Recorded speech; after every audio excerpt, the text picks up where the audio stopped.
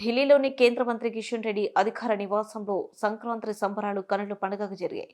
వేడుకలకు ముఖ్య అతిథిగా ప్రధానమంత్రి నరేంద్ర మోడీ హాజరయ్యారు. కార్యక్రమంలో సినీ నటుడు చిరంజీవి పాల్గొనడం విశేషమైతే కార్యక్రమం ఆద్యంతం ఆయనకు మోదీ ప్రాధాన్యత ఇవ్వడం మరీ విశేషం. భోగి సందర్భంగా సోమవారం సాయంత్రం తమ నివాసానికి వచ్చిన మోదీకి చిరంజీవితో కలిసి కిషన్ రెడ్డి దంపతులు స్వాగతం పలికారు.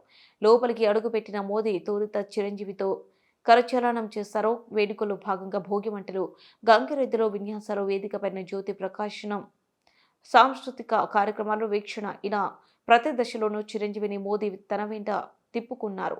సంబరాల్లో భాగంగా మోడీ మంత్రోచ్చరణాల మధ్య భోగి మంటలు వెలిగించారు. గంగిరెద్దులకు అరటి పండు తినిపించి నూతన వర్షాలు కప్పించారు. అనంతరం వేదికపై చేరుకున్న మోదీ జ్యోతి వెలిగించి లాంఛనంగా సంక్రాంతి సంబరాలను ప్రారంభించారు.